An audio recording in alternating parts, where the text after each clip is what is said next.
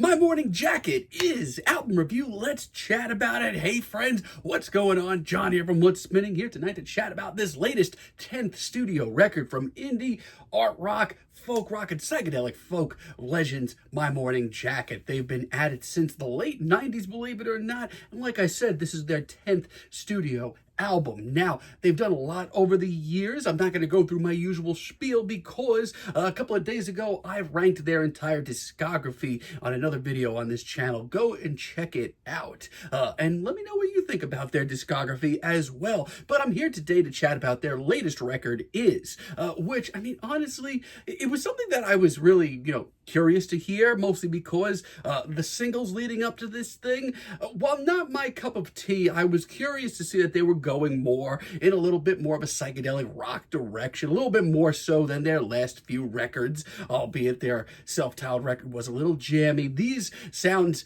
on the single sounded a little bit meatier, a little bit beefier. So without further ado, let's chat about this thing. This album starts off with Out in the Open, and honestly, I think it's a really great intro. I love the fluttering riff and the breezy atmosphere. Also, vocalist Jim James on this track sounds bluesy and soulful, one of his best performances on this whole record. It's also got this very hazy film over to the track that makes it come off really classy. Not only that, but the band sound fired up, ready to go. This is a great introduction to this record. Matter of fact, at this point, I really couldn't have asked for anything else from these guys as far as an intro goes. And hearing it, I was ready to listen to the rest of the record. It's also just very bright, very sunny, and I'm all for it. There certainly are a few bright spots on this record, a handful at least, like Time Waited, which was one of the singles. As a matter of fact, of all the singles, I thought this was by far the best one. It's got some genuine drama to it, some class. Really loved Jim's vocal performance once again as well. It might be his most passionate performance on this entire record. Not to mention this track just has this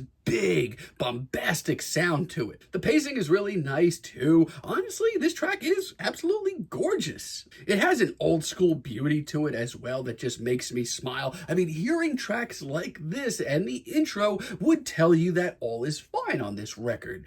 However, things are not all fine on this record. I'm gonna be blunt. This record's just not for me. Half a lifetime early on just kind of got me in a bad mood. This one gets rough really, really fast. Like, for one, why are tracks like this so incredibly stiff? I mean, I've tried with this so many times since it dropped as a single. I've tried a lot, but everything about this cut is just so rigid. It really doesn't sound good at all. I mean, take their self-titled album, their last record that they put out a few years ago. While I wasn't overly wild about the more jammy elements of the record, at least it sounded full of life.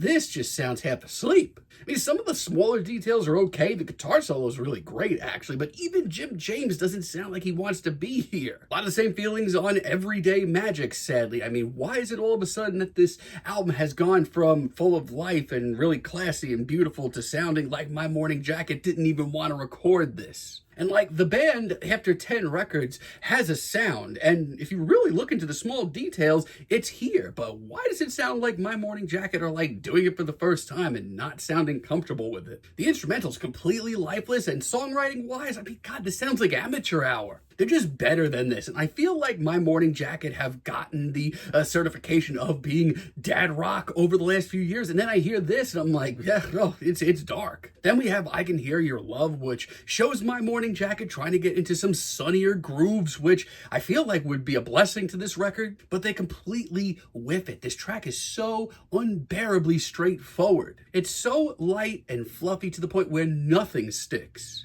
And on top of that, on this record, they are indeed trying to play to some of their more psychedelic sounds, but why is it so boring? It's so unbelievably base level. There's no edge to this in sight. Squid Ink is another track that tried its best to scare me off by being released as a single. I mean, once again, they're certainly trying. I mean, the bulkier riff on this track, I mean, it's something, but for a track that's supposed to sound like it's having a groovy good time, why the hell, once again, is it so stiff? There may be some psychedelic undertones, but this is far from free-spirited or fun. I mean, by the second I am losing my steam very quickly. And River Road as a finale, it's just too little too late. It's just very middle of the road. I mean, it does have some positive notes to it. It's very stripped down and bluesy. It's got some drama to it. I do enjoy that. And I actually do really like Jim James's very somber performance on this track. I just wish there was more to it. Like, it's almost 5 minutes and there's really not much to tell y'all about. It's got a great bass to it, but it doesn't really ever get anywhere. And yeah, there are a few deep cuts late in the record that do, bump the score up a little bit, but nothing too crazy. Like beginning from the ending, for example. This may be pound for pound the best track here. It's one of the more folk-driven tracks here. It's real stripped down, and it's almost 5 minutes as well. But it's also one of the most heartfelt and genuinely introspective and mature tracks on the record. I also just really love the performances all around. Also, Let Me Know is genuinely fun. It's one of the peppier and sunnier moments here. It shows My Morning Jacket kind of freaking out a little bit. It's very light, it's very playful, and do I dare say, fun. But with that fun, My Morning Jacket sound like they are having fun too, and that helps a lot. And Die For It, late in the record, is really tasteful. If you're looking for a colorful, free-spirited My Morning Jacket tune, look no further. Love the breezy vocals and the swirling synths surrounding this track. And that groovy riff, let me tell you, it hits a lot harder than most of the other riffs on this album. It's almost frustrating because I wish this level of heart and passion showed up on some other tracks here. It has that psychedelic, jammy edge. Hell, it even shows them just pushing out into some space rock like the older days of their discography. I don't know, of all the tracks here, this just sounds like the perfect medium for a modern My Morning Jacket track. Ugh, I wish this record was more consistent, but